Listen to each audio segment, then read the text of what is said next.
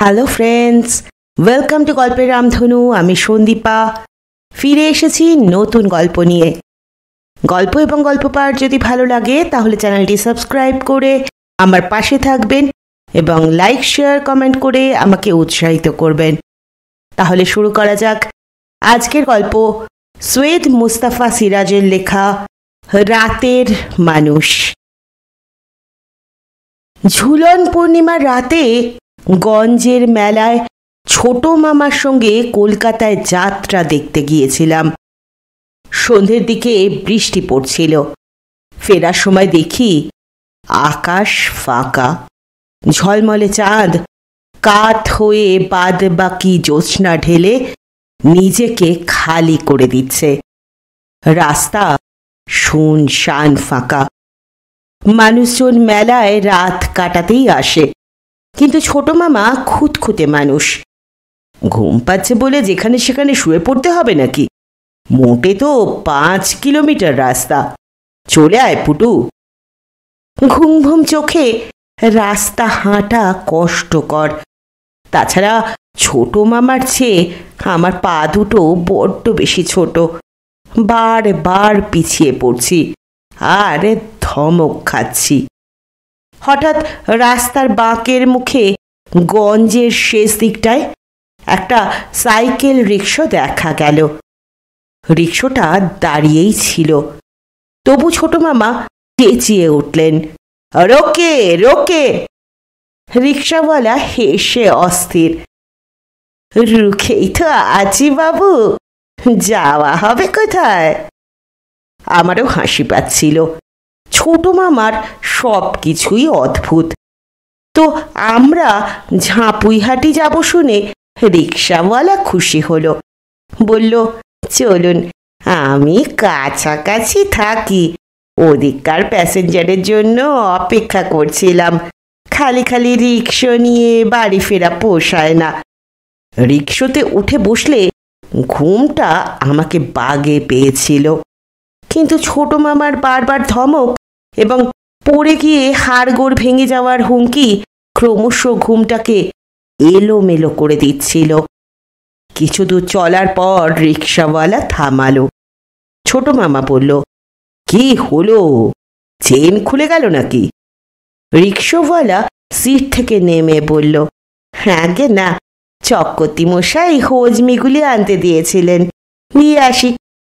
ছোট মামা বিরক্ত হয়ে বললেন, এখানে কোথায় তোমার চক্রবর্তী মশাই? রিক্সাওয়ালা কান করল না। রাস্তার ধারে ঝাঁকড়া একটা গাছের তলায় গিয়ে ডাকল, চক্রবর্তী মশাই ঘুমোচ্ছেন নাকি? গাছের ভেতর থেকে খ্যান খ্যানে গলায় কেউ বলল, ঘুমোবো কি রে বাবা, পেট আই ঢাই, এত দেরি করলি কেন রে? প্যাসেঞ্জার পেলে তো আসবো, এই নিন হজমিগুলি। এনেছিস? কই দে দে, শিগগিরি দে। রিক্সাওয়ালা তাকে হজমিগুলি দিয়ে এসে সিটে উঠল, প্যাডেলে চাপ দিল। রিক্সা চাকা গড়ালো। ছোট মামা বললে, ব্যাপার কি রিক্সাওয়ালা, তোমার চক্রবর্তী মশাই কি গাছে থাকেন নাকি? হ্যাঁ গে। হ্যাঁ, গাছে থাকেন কেন? ওটাই তো তেনার ডেরা। তার মানে? মানে নিয়ে মাথা ঘামানোর দরকার কি বাবু মশাই? ঝাঁপুইহাটি যাবেন, পৌঁছে দেব, ব্যাস। ছোট মামা রেগে গেলেন। অদ্ভুত তোমার কথাবার্তা, রাত বিরেতে গাছের ওপর। রিক্সাওয়ালা ওকে থামিয়ে দিয়ে বলল, চুপ চুপ, চক্রবর্তী মশাইয়ের কানে গেলেই কেলেঙ্কারি। আমার কাছ থেকে ততক্ষণে ঘুমটা কেটে পড়েছে। বারবার দেখে আসছি, ছোট মামার সঙ্গে কোথাও রাত বিরেতে বেরোলেই গোলমেলে সব ঘটনা ঘটে। বুঝতে পারি না রাত এলেই কেন পৃথিবীটা অন্যরকম হয়ে যায়, নাকি ছোট মামার ভুলেই রাতটা গোলমেলে হয়ে যায়। কিন্তু তারপর তো ছোট মামা চলে আয় পুটু বলে শেষ পর্যন্ত উধাও হয়ে যান। ধাক্কাটা সামলাতে হয় আমাকেই। এবার কত দূর গড়াবে কে জানে। বুক ঢিপ ঢিপ করতে লাগলো। একটু পরে আবার রিকশা দাঁড়ালো এবং রিকশাওয়ালা তড়াক করে নেমে গিয়ে ডাক দিল, ঠাকুরন দিদি, ঠাকুরন দিদি। এবার শুকনো গাছের ডাল থেকে নেমে সাদা কাপড় পরা কেউ এগিয়ে এলো। ভূত এলি? কখন থেকে পথের দিকে তাকিয়ে চোখে ব্যথা ধরে গেল। দোক্তা এনেছিস তো? নালে ডাকছি কেন, এই নিন। দোক্তা নিয়ে ঠাকুরন দিদি ন্যাড়া গাছটার দিকে চলে গেল। ছোট মামা গুম হয়ে বসেছিলেন। বললেন, কোনো মানে হয়? রিকশাওয়ালা আবার চুপচাপ রিকশা চালাতে শুরু করলো। কিছু দূর গেছি, হঠাৎ কোত্থেকে কেউ হেরে গলায় ডাকলো, ভূতু, ভূতু, এই ভূতু। ছোট মামা চাপা স্বরে বললেন, থেমোরা, যেই ডাকুক। একটা কালো বেটে লোক ধমক দিল, এই বেটার ছেলে, কথা কানে যায় না? রিকশাওয়ালা বলল, রোজ রোজ বাকিতে জিনিস দেবে নাকি? দেবে না মানে? ওর বাপ দেবে। এখনো 63 টাকা 67 পয়সা জমা আছে খাতায়। সে আপনি মামলা করে আদায় করুন গে। লোকটা রাস্তার মাঝখানে দাঁড়িয়ে গেল। বাজে কথা বলিস নে, আসলে তুই যাসনি দত্তর দোকানে। কি ঝামেলা করছেন বাবু? গাড়িতে প্যাসেঞ্জার আছে, দেখছেন না?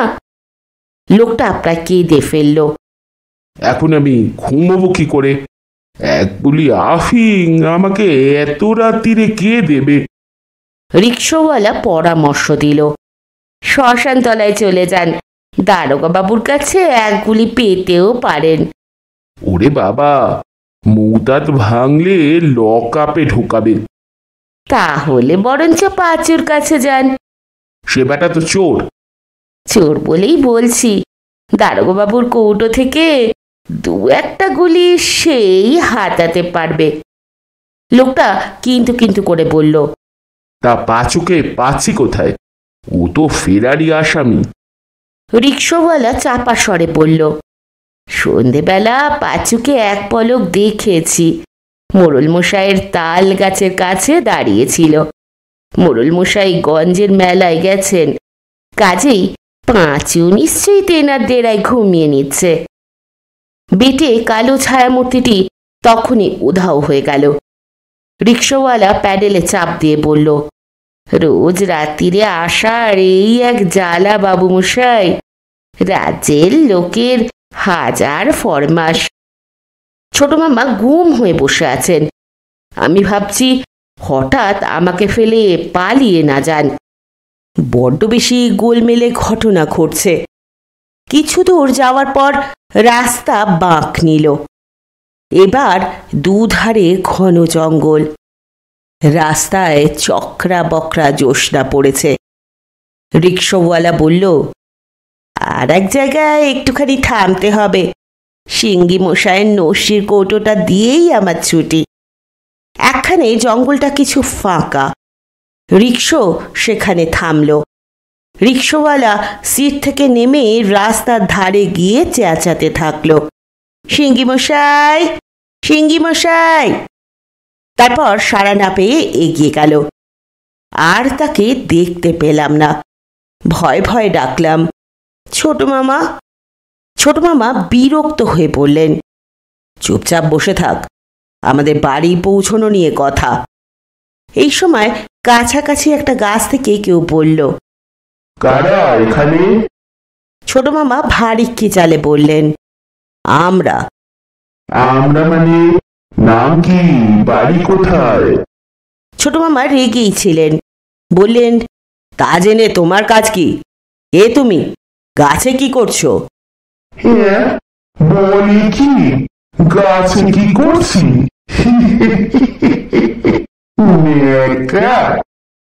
খবরদার, বাজে কথা বলবে না বলে দিচ্ছি। এটা বাজে কথা হলো? জানো না গাছে কি করছি? ছোট মামা খাপ্পা হয়ে বললেন, না, জানি না। আমরা মানুষ, আমরা তোমার মতো রাত বিরেতে গাছে কাটাই না। প্রথম প্রথম এই ভুলটা হয়। কি ভুল হয়? মানুষ মানুষ ভুল। কি অদ্ভুত! অদ্ভুত তো বটেই, অতটুকু বাদ যেতে কয়েকটা দিন দিয়ে যা। তা তোমরা কি বেড়া খুঁজে বেড়াচ্ছ? বোকার কাকে বলে? ভূত রিক্সাতে চেপে? ভূতটা এক নম্বর ধরিবাজ, সাবধান করে দিচ্ছি কিন্তু। ছোট মামা রিক্সা থেকে নেমে ঘুষি পাকিয়ে দাঁড়ালেন। কে হে তুমি? গাছ থেকে নেমে এসো তো দেখি। আমিও নামতে দেরি করলাম না। ছোট মামার মারামারি করার অভ্যাস আছে, কিন্তু রাত বিরেতে গাছের লোকটার সঙ্গে এঁটে উঠতে পারবেন কিনা আমার সন্দেহ। রিক্সাওয়ালাও আসছে না, মারামারি বাঁধলে থামাবে কে, এটাই আমার ভাবনা। ছোট মামা ঘুষি বাগিয়ে এবার হুঙ্কার দিলেন, কাম অন, কাম অন। গাছের লোকটা বিদ ঘুটে হাসল। ইংরেজির কি ছি! কাম অন দিয়ে ছোকরা, গেট ডাউন। কিন্তু গেট ডাউন করি কি করে? একটা ফ্যান যে নেই, থাকলে পরে এতক্ষণে নেমে কানটা ধরে stand up on the bench করিয়ে দিতাম। পাশের একটা গাছ থেকে কেউ বলল, কি হে পণ্ডিত মশাই, ছাত্র জোটাতে পারলেন নাকি? না, গাধা পিটিয়ে ঘোড়া করা যায় না। ছোট মামা আর সহ্য করতে পারলেন না। রাস্তার ধারে পাথরকুচি স্তূপ থেকে পাথর কুড়িয়ে ছুটতে শুরু করলেন। আমাকেও বললেন, হাত লাগা পুটু, আমাকে গাধা বলছে, আমাকে ইংরাজি শেখাচ্ছে পাঠশালার পণ্ডিত। ওদিকে পণ্ডিত মশাইয়ের চেঁচামেচিতে চারদিকে সাড়া পড়ে গেছে।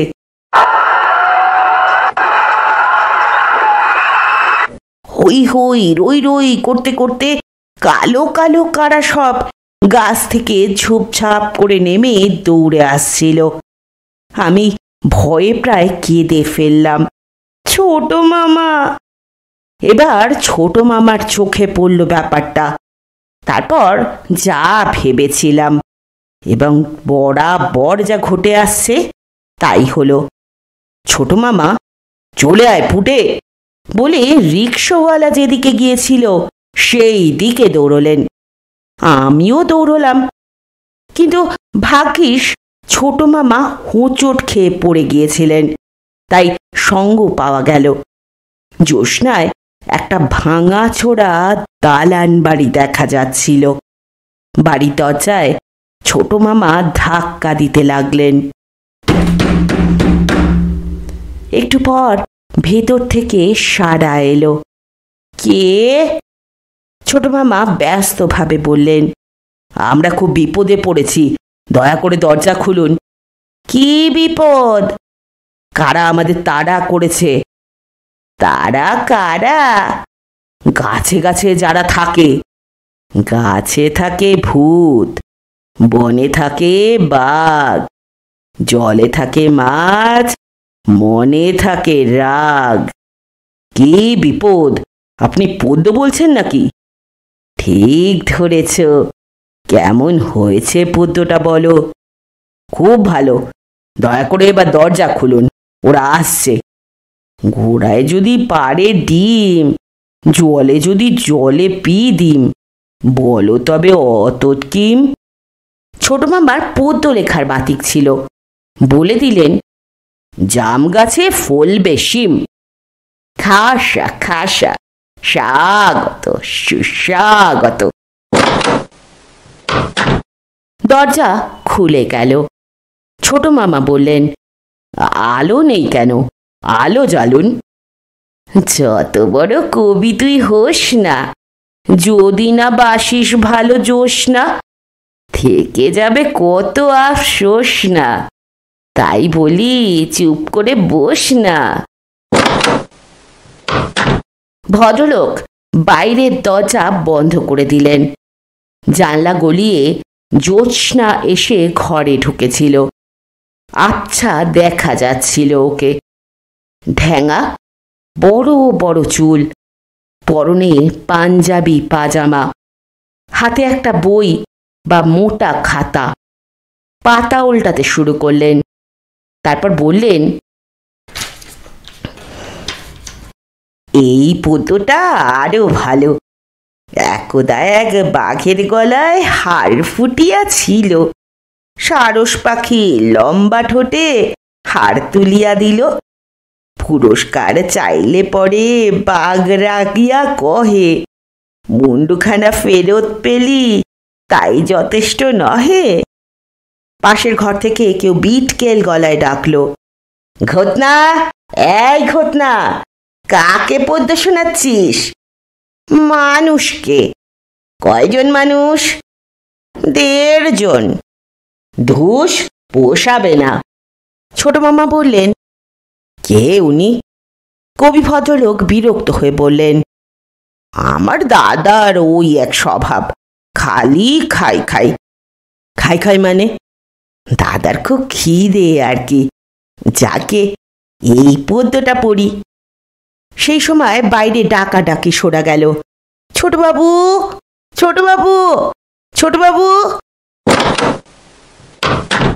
কবি খাপ্পা হয়ে দরজা খুলে বললেন, কি হয়েছে? চেঁচাচ্ছিস কেন রে ভূতো? আমার প্যাসেঞ্জার হারিয়ে গেছে, খুঁজে বেড়াচ্ছি। কয়জন? আগে 1.5 জন। ছোট মামা আমার হাত ধরে হ্যাঁচকা টান দিলেন, চলে আয় পুটু। রিক্সাওয়ালা আমাদের দেখেই বলে উঠল, সর্বনাশ, কোথায় ঢুকেছিলেন আপনারা? চলে আসুন, চলে আসুন। হে বাড়ির বড়বাবুর বেজায় খিদে। আমরা 3 জনে দৌড়চ্ছি। পেছনে কবির করুণ আর্তনাদ কানে আসছে। ও অত ভালো পদ্যখানা শুনে গেল না, আমার যে আবার মরতে ইচ্ছে করছে গো। ও হো হো হো হো। ছোট মামা রাস্তার কাছে গিয়ে হাঁপাতে হাঁপাতে বললেন, ও হে রিক্সাওয়ালা, ওরা সব নেই তো? রিক্সাওয়ালা হাসল, না, ঘুমিয়ে পড়েছে। ভোঁস ভোঁস করে ঘুমোচ্ছে, শুনতে পাচ্ছেন না? ছোট মামা কান ধরে শুনে বললে, আমি তেমন কোনো শব্দ পেলুম না, তবে বাতাসে গাছপালা খুব নড়ছে, নানা রকম শব্দও হচ্ছে বটে, কিন্তু ভোঁস ভোঁস নয়, শো শো, শন শন, সর সর, খর খর, কে জানে বাবা কি। এবার আর কোনো গন্ডগোল হলো না। আমাদের গাঁয়ের মোড়ে পৌঁছে দিয়ে রিক্সাওয়ালা ভাড়া মিটিয়ে নিল। ছোট মামা জিজ্ঞেস করলেন, তুমি কোন গাছে থাকো হে? রিক্সাওয়ালা বেজায় হেসে বলল, আমি কেন গাছে থাকতে যাব বাবু মশাই? আমার কি ঘরদোর নেই? নামটাই না হয় ভূত। রাত বিরেতে রিক্সা চালাই বলেই তেনাদের সঙ্গে চেনা জানা হয়েছে। ছোট মামা সন্দিগ্ধ স্বরে বললেন, তুমি মানুষ? আগে 16 আনা মানুষ। বলে সে শেষ রাতের জ্যোৎস্নায় রিক্সা চালিয়ে কালো হতে হতে দূরে মিলিয়ে গেল। শুনছিলেন সৈয়দ মুস্তাফা সিরাজের গল্প অবলম্বনে রাতের মানুষ। কেমন লাগলো গল্প জানাতে ভুলবেন না। আবার এসে হাজির হব নতুন গল্প নিয়ে। ততক্ষণ পর্যন্ত সকলে ভালো থাকবেন, সুস্থ থাকবেন, পাশে থাকবেন। নমস্কার।